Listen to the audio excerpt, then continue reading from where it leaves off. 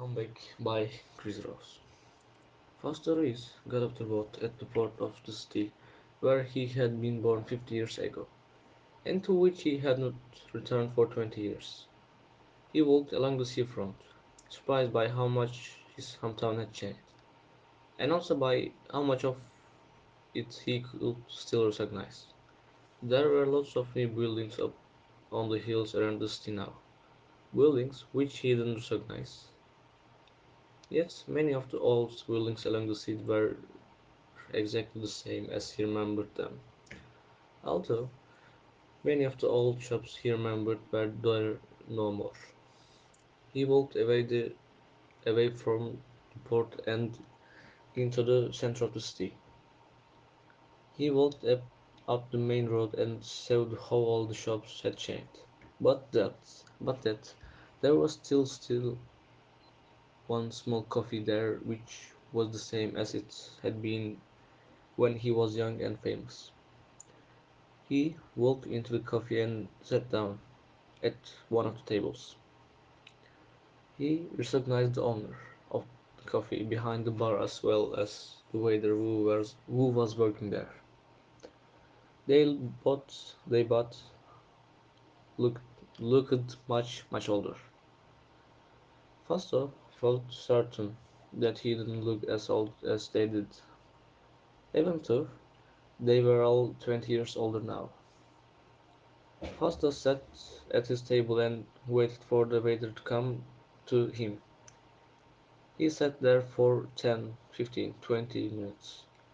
Half an hour passed and the waiter continued to ignore him. Fausto raised his arm and shouted to waiter, then to the owner of the coffee behind the bar, but it was useless. They didn't come and ask him what he wanted. They were ignoring him.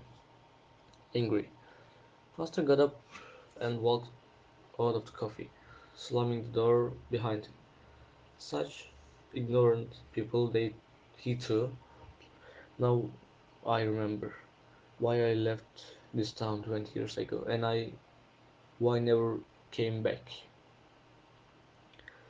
He walked along the main streets as far as the main square in the town, and when he arrived at the main square, he remembered the other reason why he had never come back. In the main square of the town, there was a theater. As he looked at the theater, Foster had a terrible memory of what happened there were 20 years ago. 20 years ago, Foster had been the most famous singer in the world. He had sung in all of the most famous opera houses in the world. He had sung in London, New York, Moscow, Buenos Aires, Tokyo, and Sydney. Everywhere he went, people paid large sums of money for tickets. Then, when they saw him sing, they clapped and applauded and cheered for hours. When he was at the height of his fame, Pastorius decided to come back to his hometown and to sing in a triumph concert in the theater of the main square of the town. The concert was announced and all the tickets sold out within a few hours. The evening of the concert, thousands of people crowded into the theater to see the legendary Pastorius sing in the theater of his hometown. There was silence as Foster walked onto the stage. Then he began to sing one of his best known songs. And at the end of the song, there was just silence. Nobody clapped, nobody applauded, nobody cheered. Foster waited, very surprised for a moment, then started to sing another song. At the end of the song, there was silence for a moment. Then people began to boo and to hiss. Foster tried to cover the noise of the booing and hissing by singing another song. Very loudly this time, but it got worse. The louder he sang, the louder the boss and he's become. Then someone threw a tomato at him. Then someone else threw a an orange at him. Then someone else threw an old shoe at him. Soon there was a rain of the rotten fruit and vegetables, and smelly old shoes falling down on the great Foster's. Foster was angry. Foster was furious. He stormed off the stage and out of the theater. He left his hometown that night, and he said that he would never ever go back there ever again. But 20 years later, Foster changed his mind.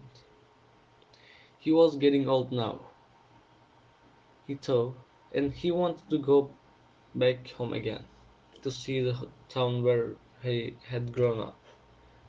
But in the coffee, he realized that perhaps not much had really changed. He decided to walk into the theater.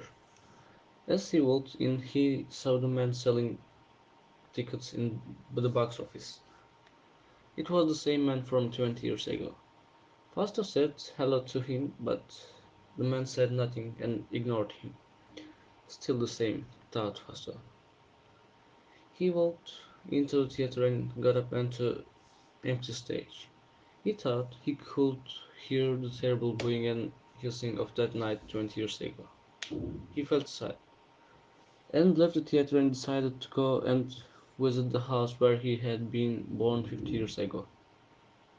He walked all the way across the town, expecting to be recognized by people. When he got close to his old house, he walked through the park where he had played as a small child.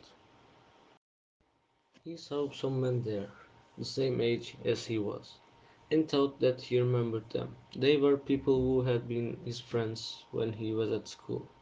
He walked over to them to say hello, but they too ignored him. He walked past the old shops near his house. They hadn't changed. There were still the same people there, all of whom ignored him. He was so angry and so disappointed now that he began to shout as he walked along the streets. "I am the great Foster is, the greatest singer the world ever heard." Nobody took any notice of him. He continued, "Don't you know me? Don't you recognize me?" Nobody took any notice. When he finally reached his old house, he at least had a pleasant surprise. Outside the house there was a statue, and it was a statue of himself. Ah, finally, thought Foster. Somebody has recognized my genius. They put up a statue of me, and they never even told me. Foster went to have a closer look at the statue. There was some writing at the bottom of the statue.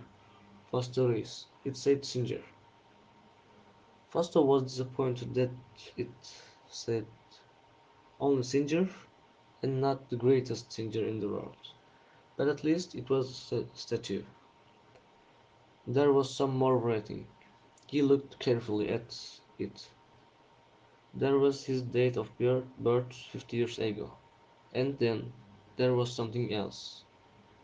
It was the date of his death.